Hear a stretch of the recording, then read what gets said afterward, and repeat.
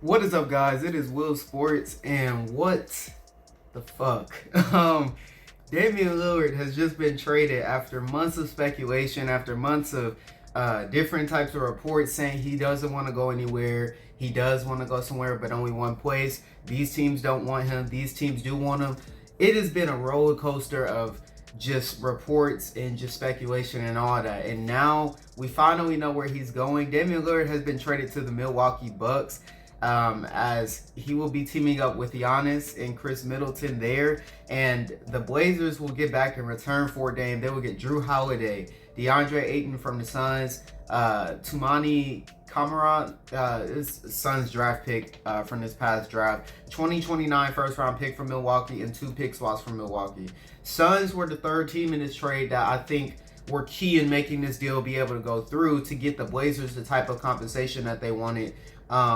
And it makes sense for the Blazers to make this deal because they wanted a big instead of another guard. The Suns get back Nurkic from the Blazers, Grayson Allen from the Bucks, Nasir Little from the Blazers, and Keon Johnson from the Blazers. What a trade. So I'm going to talk about each of these teams' perspective, but obviously I'm going to start with the Bucks since that is where this is the most important. Damian Lillard, superstar in this league, been in Portland for 11 years, and was one of those guys that wanted to remain loyal to the soil, and didn't want to leave that, Portland Trail Blazers franchise. And, he wanted to be a guy that stayed somewhere his whole career. Well, it, fastly, came to his mind that, yeah, that's not going to work out. I got to go. I got to get up out of here. Portland's trying to go in a different direction, and I'm not going to win anything here. I think both sides realize that. And the thing is, no one thought that he was going to go anywhere other than Miami. Miami had been the team that reportedly he wanted to go to, and the team that was the most interested, and that made the most sense because you felt like they could get a deal done maybe with the potential assets, and they needed a guy like him the most.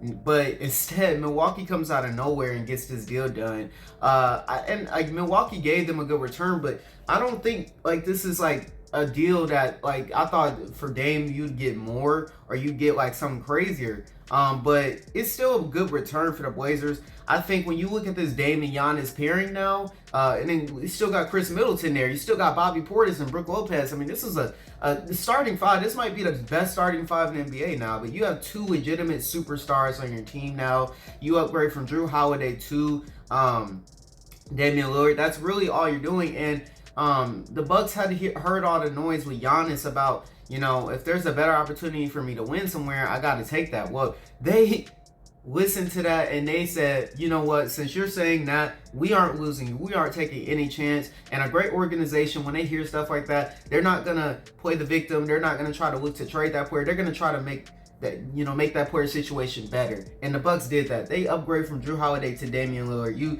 go from a top 40, 50 player in the league to now one of the best scorers in the league, one of the top 3 point guards in the NBA, and a guy who, is going to provide, who can offset all of Giannis's deficiencies on offense. He's going to be able to offset that. You're not going to have problems with closing games now because you got a guy in Damian Lillard who's Dame time. He's going to make those shots at the end of games. He's going to pull up from half court. He's going to be able to shoot the long ball. It's going to make it so much even tougher to guard Giannis now because you have Damian Lillard on that team, and his gravity's just tremendous, and he's going to pull defenders away from Giannis, pull defenders out of the paint. Giannis is going to also help Dame. They're going to make each other so much better. This is a great pairing, perfect pairing. I think it's going to be a fun team to watch. I cannot wait. I think Milwaukee right now has to be the favorites. I want to say favorites in the NBA, but I still want to respect Denver. But man, getting Damian Lillard is a game changer because Giannis is a lot of people's best player in the world. I think it's Jokic, obviously, but you can put Giannis right there. It's maybe Steph. But Giannis is no worse than top 3. Dame, in my opinion, top 10 in the league. So, and Chris Middleton is no slouch. This is a guy that scored 40 in a finals game and a guy that can give you 20 a night. And, last year he wasn't great, but he was injured throughout most of the year. I do think he's regressed a little bit, but he's a third option now, clear-cut third option. So you're not going to need as much from Chris Middleton. Bobby Portis and Brook Lopez have stepped their games up. Pat Connaughton is another guy you got coming off the bench. I do think this team is going to need a little more depth. because I do think that's something that they lost Javon Carter in offseason. You're now giving up Grayson Allen. You're giving up Drew Holiday. So they're going to have to address that. I do think that's going to be very important because this team is not very deep now. But, they do have that Marjan kid, dude. So maybe he steps in. Maybe this is opportunity for him to kind of get some playing time. But I do think they're going to need more depth. But other than that, I really like this Bucks team a lot. Credit to the front office for getting a deal done and being aggressive and not sitting on their hands. Because Drew Holiday was, with that current core that they had, I felt like they have reached their ceiling. They won a title. I thought that was the only title they were going to win. So give the Bucks a lot of credit for the moves that they made. And Damian Lillard's on a contract for 4 more years. So you're locked in with him and Giannis. You have to think that this is going to make Giannis want to stay now. So credit to them for making this happen. Let's talk about the Blazers. They get back Drew Holiday, DeAndre Ayton, and some first-round picks from the Bucks.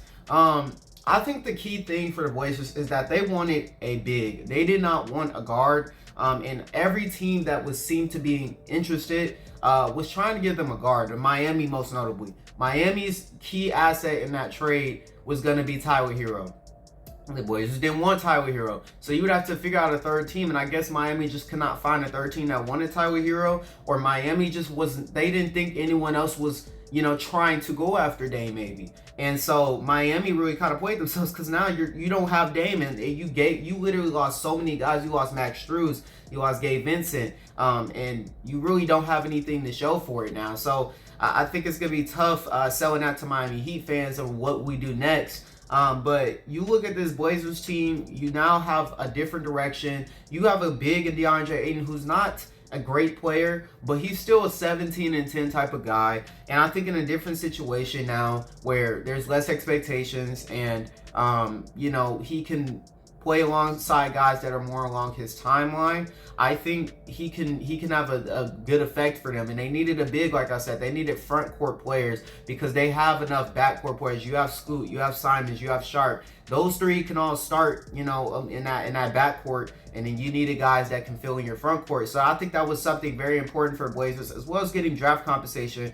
Now these picks are down the road and they're pick swaps. And I don't think they're going to amount to anything because I do think that the Bucks are going to keep this core intact for a good bit now that you have Dame and Giannis together. But it's still more, draft compensation, more assets that you can have as a Blazers fan. And you just wanted to get Dame out of there before the start of training camp because, even though I don't think Dame would have been a distraction or anything, like in terms of him, like just going out there being, a lot and loud and being difficult and being hard on the players or anything. I don't think he would have caused any locker room issues. I just think it's just for the fact that the press would have constantly been asking you about him.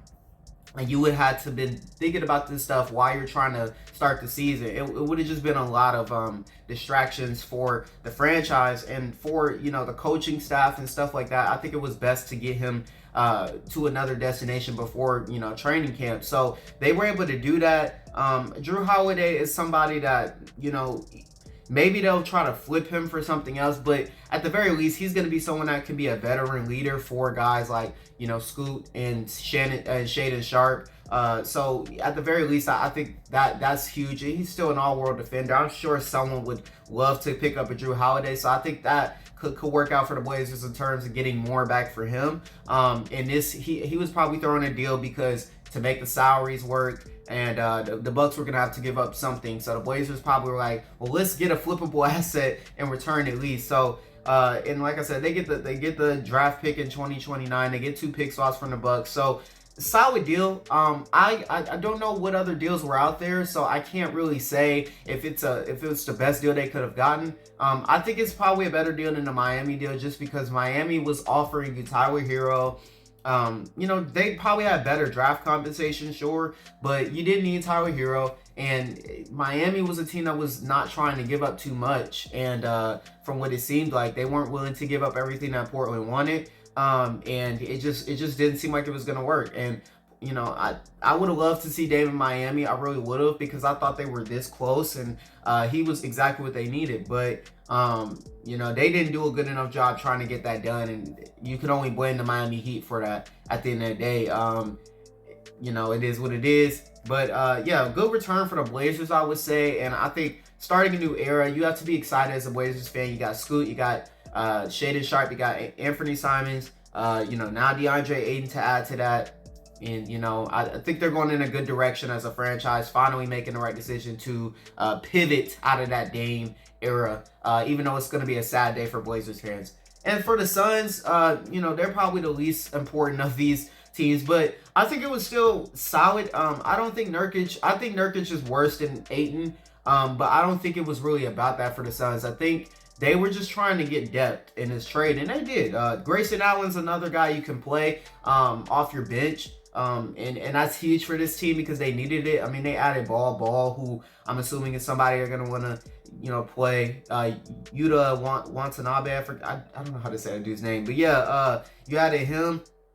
Now you add Nurkic as your starting center. Nasir Little's a solid player, you know, who I think will now get more minutes on the Suns. So they got, you know, some depth, and that's something that the Suns have been needing, because when they traded for Bradley Beal, they pretty much gutted their roster of any depth, of any type of assets whatsoever. So I think the Suns just getting any type of depth right now is good.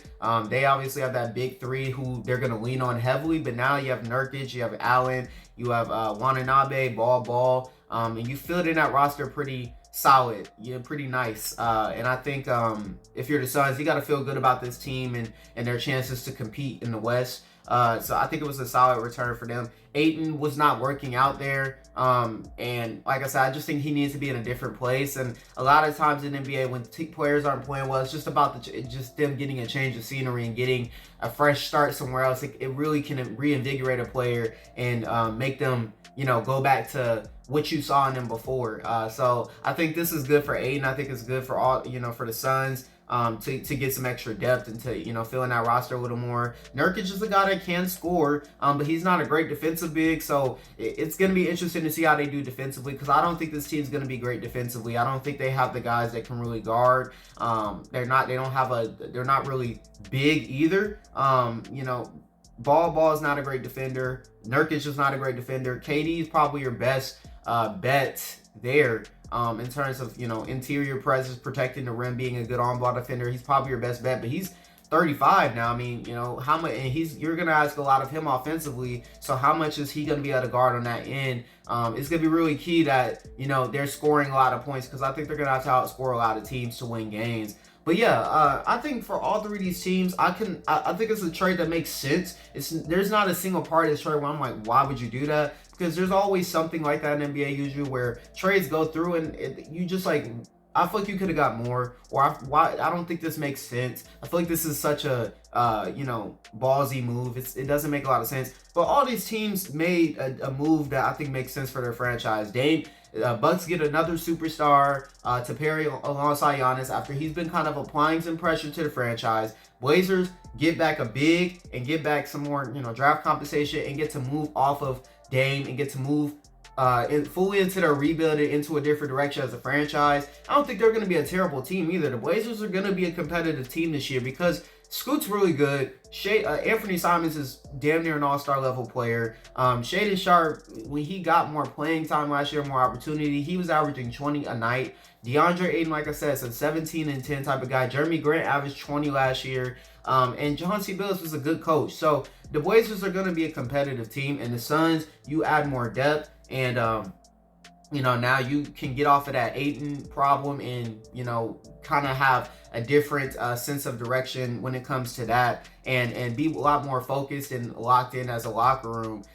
So I think this is going to be a fun season to watch. Damian Lillard, though, like I said, you know, if you're a Blazers fan, don't be bitter. Like, appreciate everything he did because he gave that franchise everything and he didn't want to leave. I still don't think he wanted to leave, but the Blazers picked a direction and, you know, he had to make, you know, a choice for himself. And it's what's best for both sides. He's gonna have a great chance to win a championship, and if he wins a championship, he'll be fine. He'll love that he made this decision to request a trade because he won a title at the end of the day, and that's gonna be something that I think will fulfill him and make him feel proud as an NBA player that he accomplished that. So good for him. And like I said, I want to touch on the Miami Heat right before I end this video. If you're a Miami Heat fan, I'm really sorry because I mean you were so close to getting you know, a championship last year. sort of close. I mean, you obviously got out the East, but when you got to the finals, you were just completely overmatched. But it's the fact that you've been to 2 finals in the last 4 seasons, and you came up short in both. And you finally felt like, hey, Dame's coming. This is gonna be the move that we need to get us over the top, to get us over the hump. Well, hey, the Miami Heat just did not execute this well enough. Like I said, I feel like the Bucks came in recently. I don't feel like the Bucks were always in this sweepstakes of getting Dame. I feel like once they just saw that Miami was not really doing enough and Giannis was applying some pressure, they must have got on the phone right after they heard all those Giannis quotes and were like, we got to make something happen now. Like, we don't want to lose Giannis. We cannot afford to lose Giannis. And they did everything in their power to get Dame, and you got to credit them. And Miami did it. And Miami, like I said, Tyler Hero was not going to be the piece that was going to get you Dame. You had to find a third team that could make it work. And clearly they just didn't do a good enough job, or they thought no one else was going to be able to bid against them. And so, you know, they ended up being wrong, though, and the Bucks are getting Dame. So, yeah, that's all my thoughts. This is an instant reaction to this. I'll probably make another video about it within the next few days, but crazy trade here, stunning trade as Damian Lillard is going to the Bucks. Let me know your thoughts on this trade down below, and yeah, that's all I have to say. It's been Will Sports. Peace.